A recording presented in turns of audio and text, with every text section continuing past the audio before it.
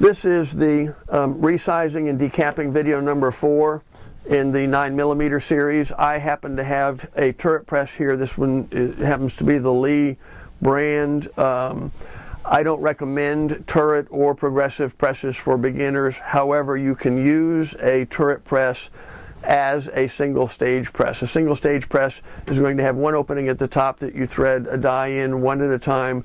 Do all of that step to the cases that you're going to be or bullet seating or crimping, and then move on to the next die.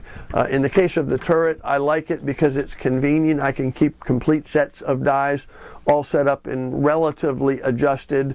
I've removed the rod that goes in here that advances the dies from one to the next, which is the true turret functionality, and I use this simply as a more convenient single stage press by setting it up so that I have one die that I use repeatedly, do all of the steps for that die, and then I can just manually advance it to the next step and do that. So the very first step we're going to do in the decapping and resizing process, we have a shell holder which comes with the die set. The shell holder is the specific correct size to hold that particular case in the die for that step. And let's zoom in here a little bit so that you can see the detail of what we're doing.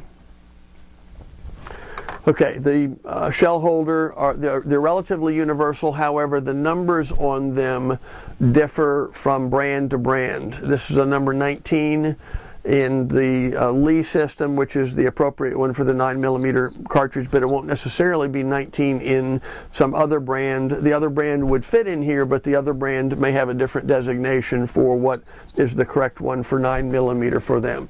So we're going to put this in here. The very first thing we need to do is to adjust the die. This is the bullet seating. This is the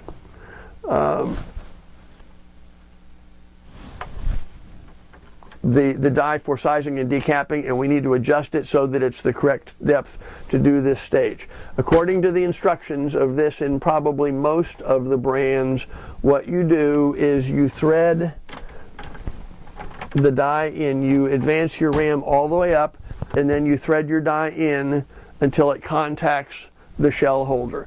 At that point, you're going to snug down your die, because your goal is to completely, fully insert the case into the die. You obviously can't go farther than direct contact with your shell holder, because that's as far as you can advance the ram to the surface of the die. But you do want it to meet, and you want this snug so that it doesn't move. Now, the other consideration that you have to deal with in reloading is whether or not you lube cases. And the reality here is, if you're using carbide dies and not steel, carbide only, and if you have straight-walled handgun, non-belled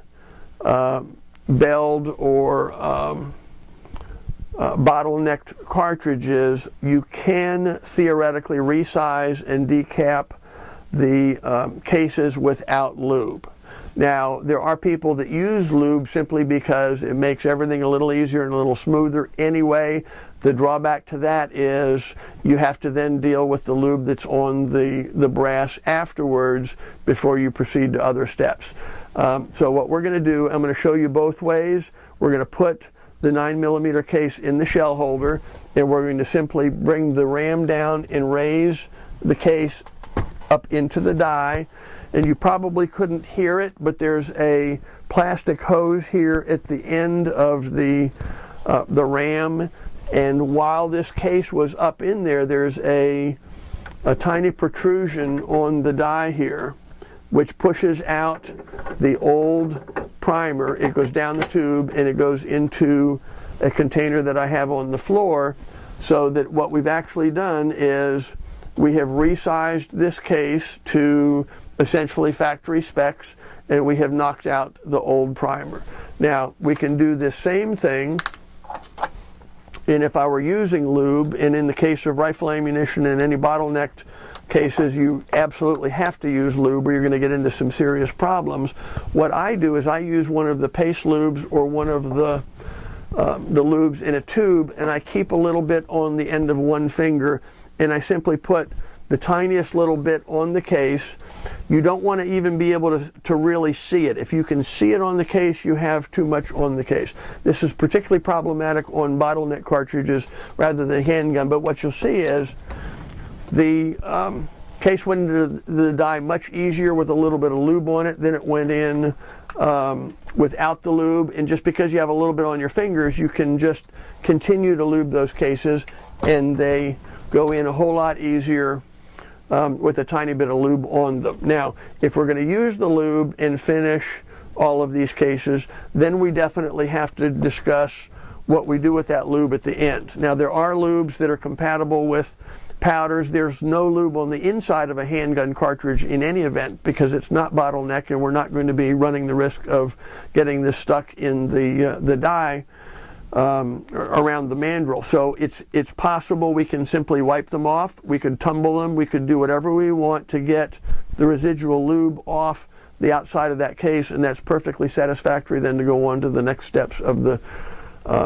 reloading. So what we're going to do is finish this batch of 50 cases, and then we'll move on to the next video.